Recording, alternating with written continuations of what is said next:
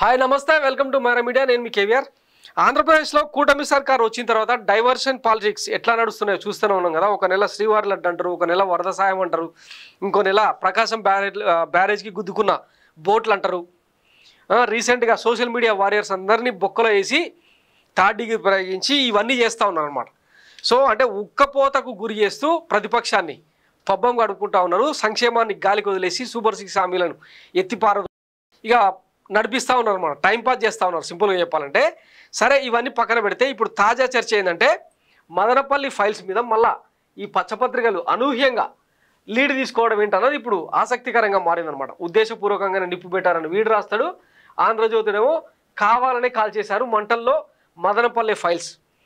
ఏకంగా డీజీపీ ఫ్లైట్లో పోయి ఆ మదనపల్లి సబ్ కలెక్టరేట్ ఆఫీస్లో ఏం జరిగిందని గమనించి వచ్చిన తర్వాత మరి దానికి సంబంధించిన నివేదిక ఏమైంది, నిజానికి అంటే అది ఉద్దేశపూర్వకంగానే అని వీళ్ళు చెప్తూ పచ్చపత్రికలు సర్టిఫికేట్ ఇచ్చారంటే అది ఉద్దేశపూర్వకంగానే అర్థం. సరే అదే నిజం అని అనుకుందాం.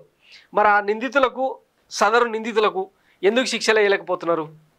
సోషల్ మీడియాలో నాన్నకు బుడ్డి అమ్మకు నిల్లు ఏదో పెడితేనే అరెస్టులు చేస్తున్న నేపథ్యంలో మరి ఇంత తీవ్ర క్రైమ్, ఎందుకంటే ప్రభుత్వ ఆస్తుల విధ్వంసం అన్నది కరెక్ట్ కాదు కదా.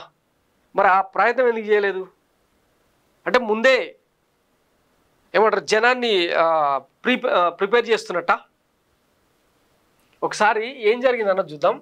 ప్రభుత్వ కార్యాలయాలన్నీ ఏనాడు ఆన్లైన్లోకి వచ్చేసాయి. ప్రతి ఫైల్ ఆన్లైన్లో లభ్యమవుతుంది. అయితే మదనపల్లి సబ్ కలెక్టరేట్లో ఈ ఏడాది జూలై 21న అగ్ని ప్రమాదం జరగడం, కొన్ని ముఖ్యమైన ఫైళ్లు కాలిపోయాయనే ప్రచారం జరిగింది.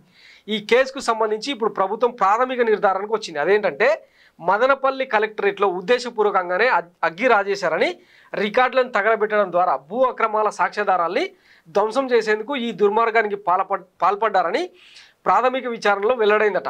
ఆర్డీఓలుగా పనిచేసిన మురళి, హరిప్రసాద్, సీనియర్ అసిస్టెంట్ గౌతమ్ తేజ్ నాయుడులతో పాటు మాజీ మంత్రి పెద్దిరెడ్డి రామచంద్రారెడ్డి, పిఏ తుకారాం, సన్నిహితుడు మాధవరెడ్డి పాత్ర ఉన్నట్టు ప్రాథమిక ఆధారాలు చెప్తున్నాయట.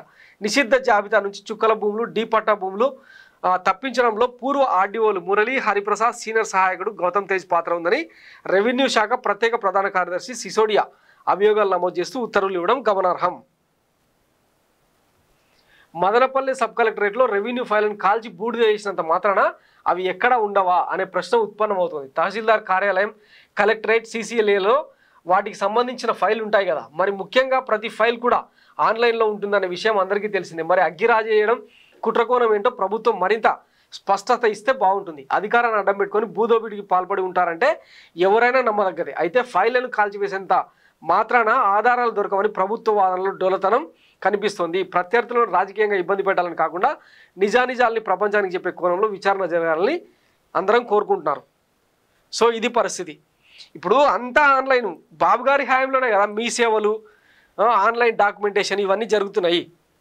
అయినా కానీ ఎప్పుడు ఇది జూలై 21 అంటే బాబు గారి సర్కారు ప్రమాణ స్వీకారం చేసిన నెల 15 రోజుల తర్వాత ఈ ఇన్సిడెంట్ జరిగింది. అంటే అప్పటిదాకా ఈ కూటమి సర్కారు గాజులు దొరుకుని కూర్చున్నదా? వ్యవస్థ ఏం పనిచేయలేదా? అప్పటికే ఇంచుమించు 3-4 వేల మంది వైసీపీ సానుభూతి పరులు, కార్యకర్తలు రాష్ట్రాన్ని వదిలి వెళ్ళిపోయారు. అంటే ఆ దాడులు, ఆ హత్యలు, అరాచకాలు, ఈ కిరాతకాలు చూడలేక కుటుంబాలన్నా కాపాడుకుంటే, అట్లీస్ట్ ప్రాణాలన్నా కాపాడుకుంటే బాగుంటుంది అని చెప్పి రాష్ట్రాలు దాటి వెళ్ళిపోయారు. అట్లాంటి నిర్బంధాలు, ఒత్తిలున్న పరిస్థితుల్లో వీళ్ళందరూ కలిసి ఈ జూలై 21వ తారీఖున ఈ మదనపల్లి ఫైల్స్ను తగలబెడతారంట. నమ్మేటట్టుందా అసలు? ఈ లాజిక్లో ఎవడు అడగొద్దు. సరే ఇక ఎట్లాగూ ప్రాథమిక నివేదిక వచ్చేసింది, ఇందులో ఉద్దేశపూర్వకంగానే అగ్గి రాజేశారని చెప్పి ఎవరో ఆ సిసోడియా రిపోర్ట్ ఇచ్చింది కదా. మరి వీళ్ళని అరెస్ట్ చేయండి, చేసి నిజానిజాలంటూ తేల్చొచ్చు కదా. ప్రతిదీ ఇంతే. ఆ శ్రీవారి లడ్డు మీద ఇట్లనే డ్యామేజ్ చేసే ప్రయత్నం చేసారు. తర్వాత అది తిరగమోతేసి సెల్ఫ్ గోల్ అయింది. ఇప్పుడు ఇది కూడా అంతే. కోర్టులకు కావాల్సింది ఏంటి? సాక్ష్యాలు, ఆధారాలు. అవి మీ దగ్గర ఉన్నప్పుడు సమర్పించి ఆ సదరు నిందితులకు కేసులు వేయిస్తే, శిక్షలు వేయిస్తే సరిపోతుంది కదా. దీన్ని పబ్బం గడుపుకోవడానికి డైవర్షన్ పాలిటిక్స్ కోసం వాడుకోవడం ఎందుకు? అదే సందర్భంలో ఈమెది ముంబై మహాపతివ్రత కాదంబరి జత్వాని ఇష్యూ పెద్ద సెన్సేషన్ అవుతున్న తరుణంలో దీన్ని ఉద్దేశపూర్వకంగానే మేబీ కూటమి నేతలకు కాల్చి వీళ్ళ మీద చర్చ కూడా వచ్చింది. మరి అప్పుడు దానికేం సమాధానం చెప్తారు? అంటే ప్రభుత్వంలో వ్యవస్థల్లో మనం ఉన్నాం కాబట్టి ఇంకా ఏ బట్టగాల్చి మీద వేసినా సరే ప్రతిపక్షం కడుక్కుంటూ కూర్చోవాలి. ఇది జరుగుతున్న తతంగం. ఇంకెప్పటికి బుద్ధి వస్తుందో వీళ్ళకు. Thanks for watching Mara media. నేను మీ కేవీఆర్. Thank you.